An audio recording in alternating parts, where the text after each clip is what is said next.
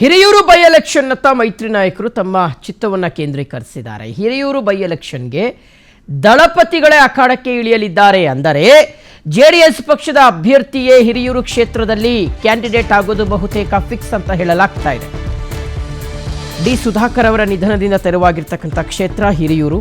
So Hiriyur by election ಯಾವುದೇ ಸಂದರ್ಭದಲ್ಲಿ ಬೇಕಾದರೂ ಅನೌನ್ಸ್ ಆಗಬಹುದು. ಆದರೆ ಹಿರಿಯೂರಿನಲ್ಲಿ ಯಾರು ಕ್ಯಾಂಡಿಡೇಟ್ ಆಗ್ತಾರೆ, ಕಾಂಗ್ರೆಸ್ನಿಂದ ಯಾರು, ಮೈತ್ರಿ ಪಕ್ಷದಿಂದ ಯಾರು ಅನ್ನುವ ಒಂದು ಲೆಕ್ಕಾಚಾರಕ್ಕೆ ನಾವು ನೋಡ್ತಾ ಹೋದರೆ ಒಂದು ಪ್ರಶ್ನೆಗೆ ಉತ್ತರ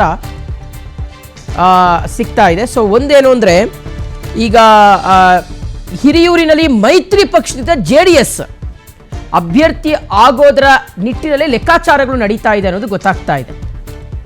ಉಪಚುನಾವಣೆಯನ್ನು ಗೆದ್ದು ಸಾಮರ್ಥ್ಯವನ್ನು ತೋರಿಸಲಿಕ್ಕೆ HD ಕುಮಾರಸ್ವಾಮಿ ಅವರು ಪ್ಲಾನ್ ಅನ್ನು ಮಾಡ್ಕೊಳ್ತಾ ಇದ್ದಾರಂತೆ. ಇದೀಗ ಪ್ರಬಲವಾಗಿ ಹಿರಿಯೂರು ಟಿಕೆಟ್ಗೋಸ್ಕರ JDS ಬೇಡಿಕೆಯನ್ನು ಇಟ್ಟಿದೆ ಬಿಜೆಪಿ ಮುಂದುಗಡೆ.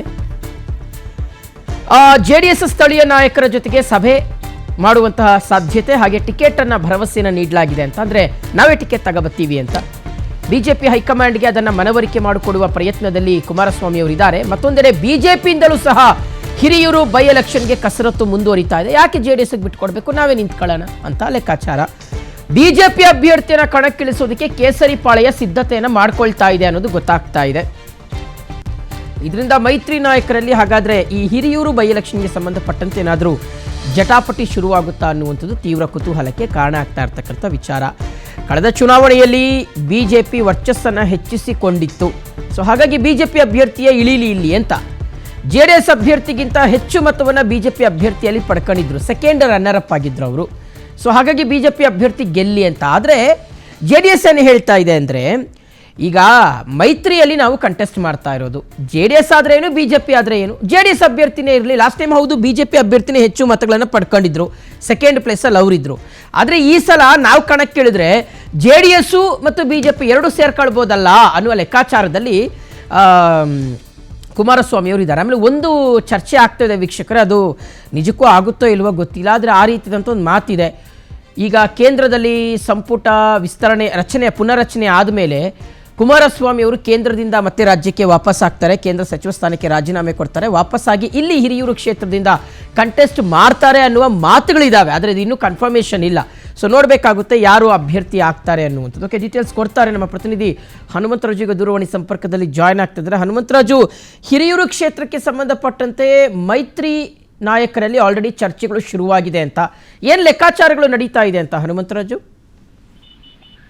ಈಗಾಗಲೇ ಏನು ಡಿ ಸುಧಾಕರ್ ಅವರು ವಿಧಾನದಿಂದ ತೆರವಾಗಿರ್ತಕ್ಕಂಥ ಹಿರಿಯೂರು ಬೈ ಎಲೆಕ್ಷನ್ಗೆ JDS ಕೂಡ ಸಾಕಷ್ಟು ಸಂಘಟನೆ ಮಾಡ್ತಾರೆ. ಈಗಾಗಲೇ ಏನು ಸ್ಥಳೀಯವಾಗಿ ಸ್ಥಳೀಯ ನಾಯಕರ ಜೊತೆ ಭರವಸೆ ನೀಡಿದೆ. ಈ ನಿಟ್ಟಿನಲ್ಲಿ ಈಗ ಬಿಜೆಪಿ ನಾಯಕರ ಜೊತೆ ಮಾತುಕತೆ ಮಾಡಿದ್ದಾರೆ. ಈಗಾಗಲೇ ಓಕೆ ಹನುಮಂತರಾಜು, ತಮ್ಮ ಧ್ವನಿ ಸರಿಯಾಗಿ ಕೇಳಿಸ್ತಾ ಇಲ್ಲ, ನಾನು ಮತ್ತೆ ಸಂಪರ್ಕ ಮಾಡೋ ಪ್ರಯತ್ನ ಮಾಡ್ತೀನಿ. ಸೊ ನೋಡಿ, ಈಗ ಒಂದು ಕಳೆದ ಬಾರಿ ವೀಕ್ಷಕರೇ ಸುಮಾರು ಒಂದು 60,000 to 70,000 ಮತಗಳ ಅಂತರದಲ್ಲಿ ಡಿ ಸುಧಾಕರ್ ಅವರು ಗೆದ್ದಿದ್ರು. ಸೊ ಹಾಗಾಗಿ ಈ ಸಲ ಹೆಂಗೆ ಅಂದರೆ ಬಿಜೆಪಿ ಮತ್ತು JDS ಒಂದಾದರೆ ಆ ಮತಗಳು ತಮಗೆ ಬರುತ್ತೆ ಅಂತ ಕಳೆದ ಬಾರಿ ಪ್ರತ್ಯೇಕವಾಗಿ ಕಂಟೆಸ್ಟ್ ಮಾಡಿದ್ದಂಥ ಹಿನ್ನೆಲೆಯಲ್ಲಿ ಆ ರೀತಿಯಾಗಿ ಆಗಿತ್ತು, ವಿಭಜನೆ ಆಗೋಗಿತ್ತು ಮತ. ಆದರೆ ಈ ಸಲ ಎರಡೂ ಮತಗಳು ಒಂದು ಕಡೆ ಸೇರ್ಬೋದು ಅನ್ನುವ ಲೆಕ್ಕಾಚಾರ ಇದೆ. ಸೊ ಹಾಗಾಗಿ ಯಾರಿಗೆ ಇಲ್ಲಿ ಟಿಕೆಟ್ ಫೈನಲ್ ಆಗುತ್ತೆ, ಕುಮಾರಸ್ವಾಮಿ ಅವರೇ ಇದರಲ್ಲಿ ಗೆಲ್ತಾರ ಅಂತ. ಆಮೇಲೆ ಈ ಸಲ ಯಾಕಂದರೆ ನೋಡಿ, ಈಗ ಮೊನ್ನೆ ಏನು ರಾಜ್ಯಸಭೆ ಚುನಾವಣೆ ನಡೀತಲ್ಲ, ಆ ಟೈಮ್ನಲ್ಲಿ ದೇವೇಗೌಡರಿಗೆ ಟಿಕೆಟ್ ಕೊಟ್ಟಿಲ್ಲ, ಅಂದರೆ ಅವರನ್ನು ರಾಜ್ಯಸಭೆಗೆ ಮತ್ತೆ ಆಯ್ಕೆ ಮಾಡಿಲ್ಲ. ಸೊ ಹಾಗಾಗಿ ಅಟ್ಲೀಸ್ಟ್ ಈಗಲಾದರೂ ನಮಗೆ ಬಿಟ್ಕೊಡಿ ಅನ್ನುವ ಬೇಡಿಕೆಯನ್ನು JDS ಮುಂದಿಡಬಹುದು.